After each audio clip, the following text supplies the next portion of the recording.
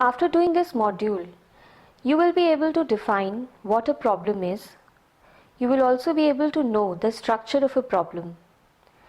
You will also know how to identify the classes of problems. There could be some problems which are ill-defined and there are others which are well-defined. After this, you shall also be able to differentiate between well-defined and ill-defined problems. Also, it will help in understanding the whole process of problem solving and the steps that are involved in solving problems.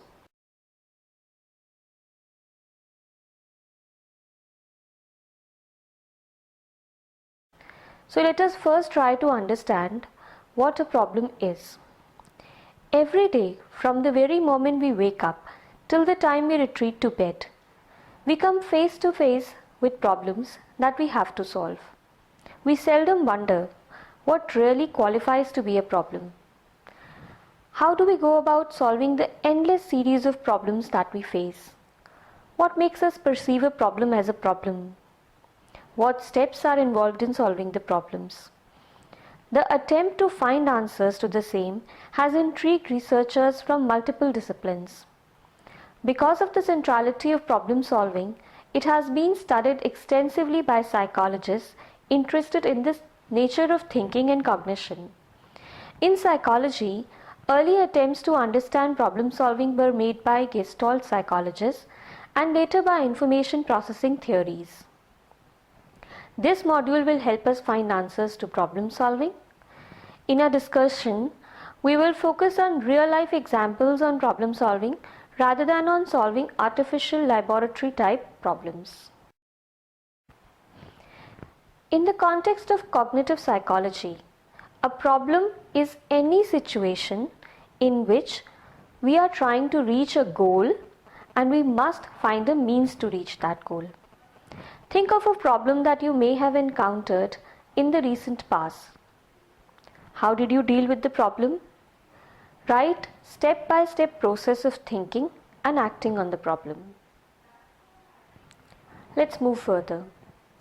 A problem can be as simple as, how did you ensure that you will wake up on time to reach your work or for your class? How did you decide how will you reach your destination, may it be college, office, hospital or any other place? How will you decide what you are going to eat and how will you procure your food? Whether these will form the set of your current problems or any other issues such as seeking employment, solving a mathematical notation, getting good grades, providing care for an elderly member of the family, or making larger profits in business will all depend on your personal context. But all these are problems that people have to solve. Thus, each individual tries to solve problems on a day-to-day basis. Problem solving or creating solutions to problems is a very important cognitive process or task that all of us engage in.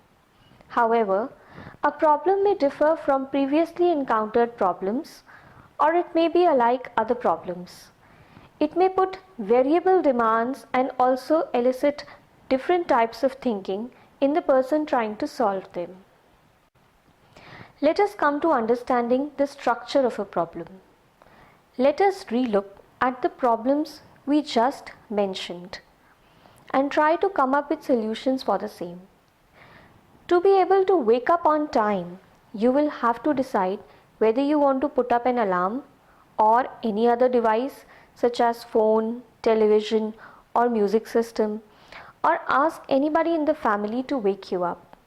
To reach a destination, you are likely to plan in advance how long it will take to reach there and what means of transport may be available for reaching there. To decide what you eat and how you will have to weigh endless options whether to cook at home or bring food cooked from outside home. If cooking at home, then what resources and material are available and what and how much can be cooked from it. Likewise, if food is ordered from outside, what can be ordered and how much. You are also likely to weigh the financial aspects and a number of other aspects such as the choice of cuisine, location, while solving the problem for what you eat. So, as you can also see in the figure, a problem has an initial state, it will have a goal state, and a set of path or operators for reaching that goal. Let us try to understand this more closely. From the discussion that we just held, one may conclude that solving a problem entails the goal, that is, in this case, to eat something, and the numerous paths that can be taken to reach the goal, that is, from where and what to procure for eating. Each path includes numerous sub-steps and sub-goals that fit together to meet the larger goal. Thus, putting it in very simple terms, every problem has an initial state or a current situation that helps define and limit the nature of problem, and a desired outcome or the goal that needs to be achieved through a series of steps and a path for reaching that goal. The problem space theory by Newell and Simon states that problem solving is a search within problem space.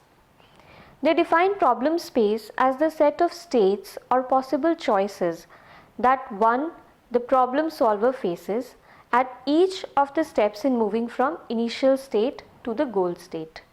The problem solver moves through the space from state to state by various operations. Now let us move to understanding the classes of problems. For solving any problem, the first and the foremost requirement is to be able to clearly identify and define a problem. Problems can be classified into two categories: well-defined problems and ill-defined problems. The well-structured and ill-defined distinction originated from Reitman, where he classified problems based on information on three components, namely start state, goal state, and transformation function. Let us try to understand more on them. When are we able to think about a problem better? Clearly, the answer to this question is when we are able to identify and clearly define the problem at hand. Directed or rational thinking begins when a particular problem is well defined. In a well defined problem, the initial state, the goal state, and one or more paths or the intermediate legal transition states, or what we call as operators, to obtain that goal is clearly defined. The path of such a problem can be specified in terms of a series of intermediate states that can be considered its sub-goals. The way in which we move from one state or sub-goal to the next state or sub-goal is defined by a set of rules. All of these are well specified with clarity and certainty in a well-defined problem. For instance, in the game of chess, the initial state is defined by the players lined up on the chessboard for opening the move. The final goal state is defined by checkmate. The operators are the legal moves of the game that help achieve the sub-goal and eventually the final goal of checkmate. You can see the game of chess in the figure. Another classic game to understand problem solving is the Hanoi Tower problem.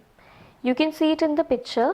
The Tower of Hanoi was invented by the French mathematician Lucas and has been used frequently in problem solving studies. As you can see in the picture, the Tower of Hanoi puzzle consists of 3 pegs and several discs of varying sizes. Given a start state, when the discs are stacked on one peg, the task is to reach the goal state in which the discs are stacked on a specific peg.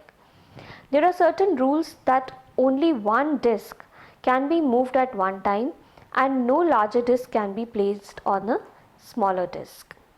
The player is given a set of rules and they start with it. And the discs of different sizes are stacked on the first of the 3 pegs. The problem is well defined. The discs have to be moved to the 3rd peg. While doing so, only the top disc can be moved to the other peg. with the restrictions that only one disk can be moved at one time and no larger disk can be placed on smaller disk. The solution to the problem is based on the mathematical recursive principle. To solve the problem, one must find a path through the problem space to progress from the initial state to the final goal state. When directed thinking is applied to the problem, it would result in the problem being solved in the minimum number of moves. That can be calculated by applying the mathematical formula 2n minus 1, where n denotes the number of disks. That is, for a 3-disk problem, a minimum of 7 moves will be required to solve the puzzle. Let us now move to ill-defined problems. All problems we know cannot have a well-defined solution and a well-defined problem. Many of the daily life problems seem remote from the problems of chess and the Tower of Hanoi just discussed. For instance, getting a good job or making a successful career or finding a life partner may be a problem which has no set operators and it can function in a directed manner. All problems cannot have a well-defined problem. Many of the daily life problems seem remote from the problems of chess and the Tower of Hanoi stated above. For instance, getting a good job or making a successful career or finding a life partner may be a problem for which no set operators can function in a directed manner. Here, although the beginning is defined with clarity, the goal state may not be defined in a finite way. Here, how one defines a good job or a successful career or what characteristics one wants in a life partner may have different interpretations for different people.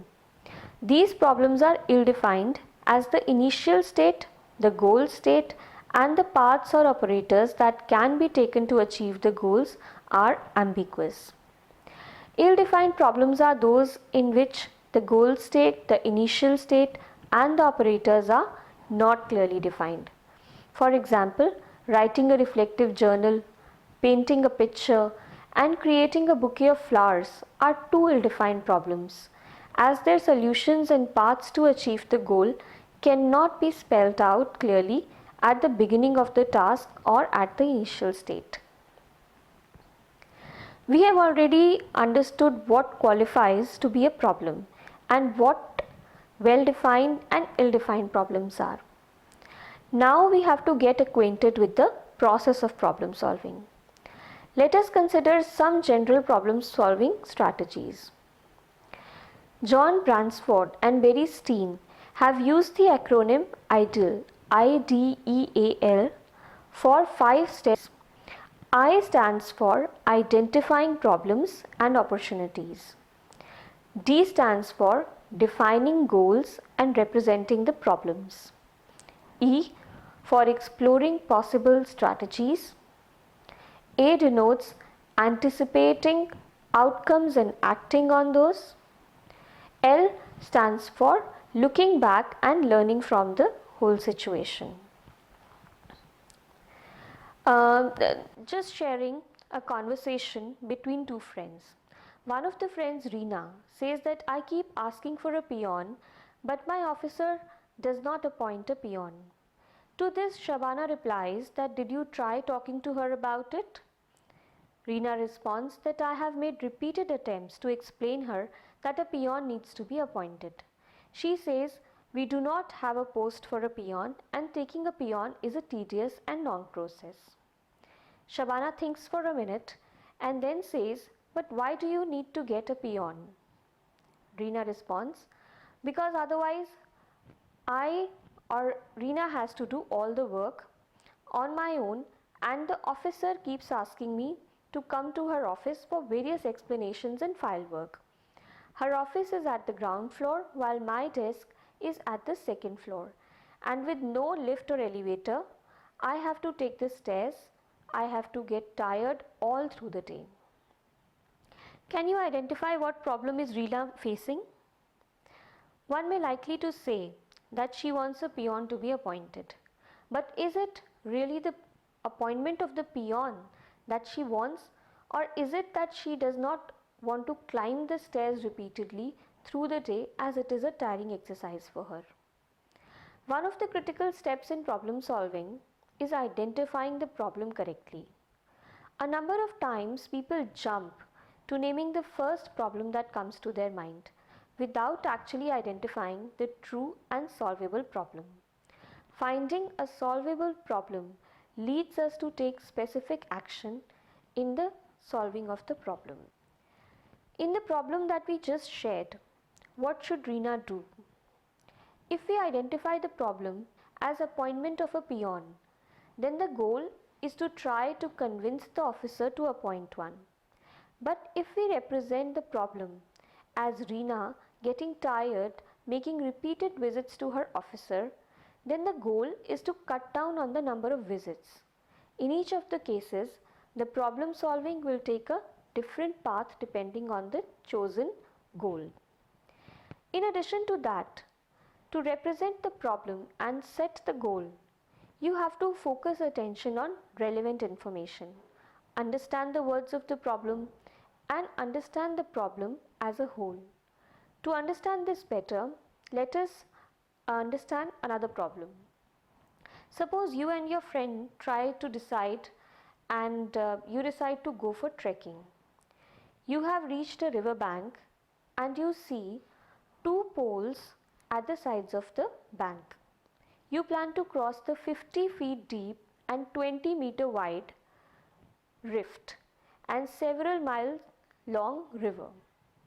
You have a pair of pliers, candle, matchbox, and an endless supply of rope.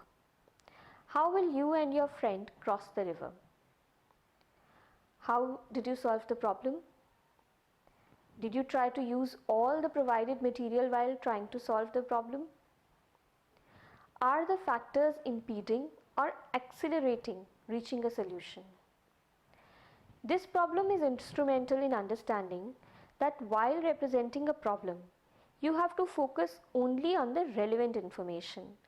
Here, the most relevant of all information is that you have an endless supply of rope and two poles at each side of the river bank.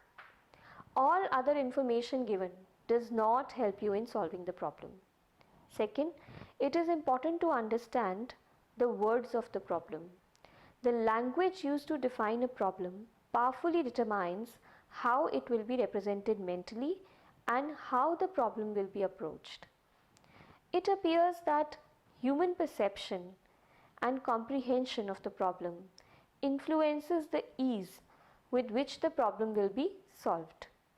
Lastly, the entire problem needs to be seen and dealt as a whole rather than focusing on the individual parts of the problem. Now let us understand how we explore possible solution strategies. Think of a problem that you tried to solve in the past. Did you explore all the possible strategies for solving the problem? Did you seek advice from anyone to solve the problem? Did that person come up with a solution that you may have not thought of? We all face problems and try to find solutions to the same.